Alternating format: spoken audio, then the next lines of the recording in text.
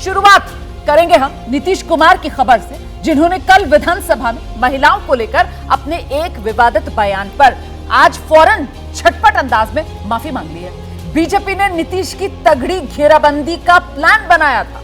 पटना से लेकर दिल्ली तक विरोध प्रदर्शन होने लगे थे और आगे और जोर पकड़ने वाले थे, लेकिन नीतीश के इस्तीफे की जो मांग बीजेपी की तरफ से और बुलंद करने की तैयारी थी, उससे पहले ही नीतीश ने आज सुबह पहले तो विधानसभा के बाहर और फिर भीतर पहुंचकर भी माफी मांगी।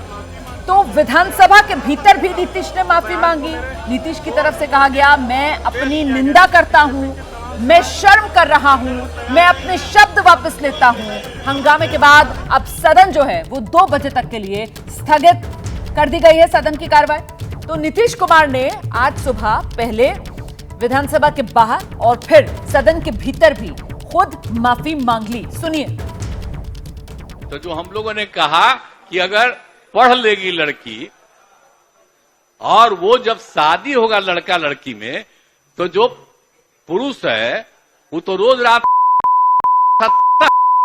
लड़की पढ़ लेती है, तो हमको मालूम था कि वो, लेकिन अंतिम में भी अगर मेरी किसी बात को लेकर के तकलीफ हुई है तो मैं अपनी बात को वापस करता हूं और मैं अपनी निंदा करता हूं।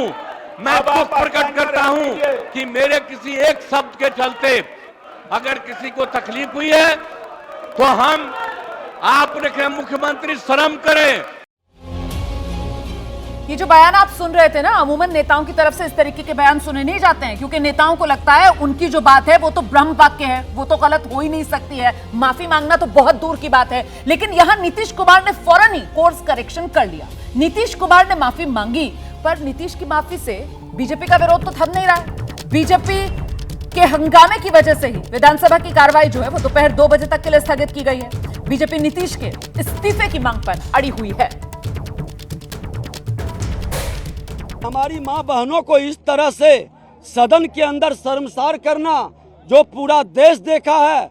माननीय मुख्यमंत्री जी कहीं न कहीं मेमोरी लॉस हो चुके हैं और माननीय मुख्यमंत्री जी जिस तरह का वक्तव्य दे रहे हैं उस पद के योग्य नहीं हैं।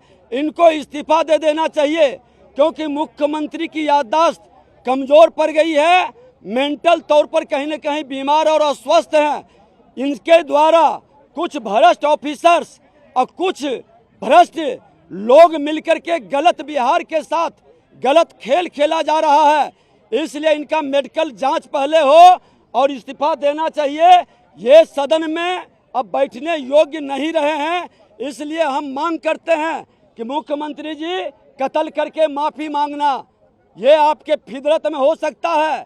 आपका उप मुख्यमंत्री जिसको उत्तराधिकारी बनाया उस सेक्स ज्ञान की बात कर रहे हैं। दोनों व्यक्ति चारित्रिक रूप से कहीं योग्य नहीं लग रहे हैं। तो माफी के बाद भी बीजेपी के ये तेवर, सीधे सीधे इस्तीफा दें नीतीश कुमार, ये बीजेपी की मांग। और ऐसे में अब जिस सवाल को हम लेकर चर्चा करेंगे वो सवाल आपके सामने है। वोट बैंक पर संकट तो माफी झटपट। और वोट बैंक हम क्यों कह रहे हैं, क्योंकि हम सब जानते हैं किस तरीके से बिहार में खासतौर से जो महिला वोटर है वो बढ़ चढ़कर नीतीश कुमार को वोट देती है। विजय जी, आपसे शुरुआत करूंगी। बीजेपी के हाथ से क्या मुद्दा छीन लिया है नीतीश कुमार ने इस माफी के बाद, कि या नहीं अभी मुद्दा तो गरमाएगा?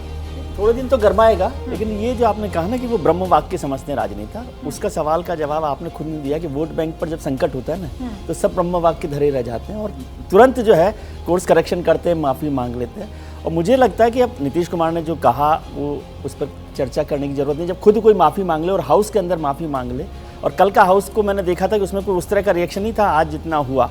बीजेपी अभी कुछ चलाएगी, लेकिन मुझे नहीं लगता कि अब ये बहुत आगे तक चलेगा। और ये नीतीश कुमार के लिए बड़ा नुकसान इसलिए है कि जब कल वो आर्थिक सर्वेक्षण को रख रहे थे जाति का, वो एक बड़ा इशू हो सकता था। हाँ। जिसको वो एक बड़ा फायदा उठा सकते थे। ये जो बात आप कह रहे हैं ना सर, दरअसल आज जिस तरीके से नीतीश कुमार ने माफी मांगी है, इसके पीछे क्या एक ये भी वजह है कि साहब ध्यान कहीं उससे इधर उधर ना हो जाए, मामला भटक ना जाए, क्योंकि हम तो आरक्षण वाला बड़ा दाव लेकर आ रहे हैं। देखिए, वो आरक्षण वाला बड़ा दांव है, ये हम सब जानते हैं। पहले चरण में उन्होंने जिस तरीके से पेश किया था उसमें उनको बढ़त मिली, कल उनकी और बात पुख्ता हो रही थी, लेकिन वो गलती से या अनजाने में, मुझे लगता है गलती से रहा होगा, लेकिन गलती थी, इतनी बड़ी गलती नीतीश कुमार कर देंगे, नीतीश कुमार ऐसा आदमी कर देगा और ऐसे शब्द उनके मुंह से निकलेंगे।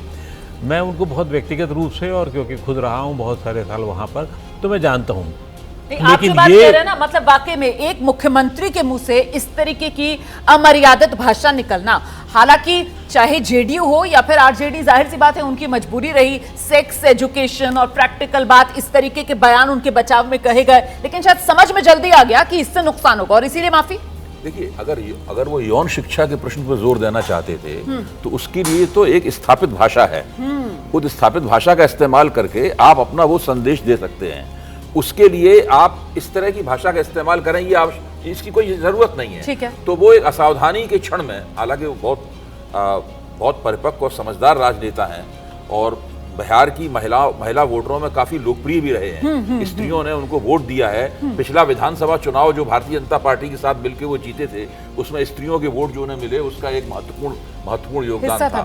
तो ठीक है, उनकी जबान फिसल गई, एक असावधानीवश उन्होंने ये कह दिया। अब उन्होंने बहुत अच्छी तरीके से, बिना किसी किंतु परंत के, बिना किसी इफ एंड बट के उन्होंने माफी मांग ली है, सदन के बाहर भी और भीतर भी। ऐसे में दिमाग जल्दी से, क्योंकि मुझे ब्रेक लेना है जी। महिला वोटर जो नीतीश कुमार का एक तरीके से कोर वोट बैंक माना जाता है, उसको मना लिया ना नीतीश ने माफी से, या फिर वो अभी भी नाराज हो सकता है? देखिए, इतनी जल्दी मानना वो चटता है ना मना लिया जाता है, ये तो एक प्रोसेस है जो चल रहा है। पर मुझे लगता है कि ज़्यादा हैरानी की बात है। आप खत्म करना चाहती हैं?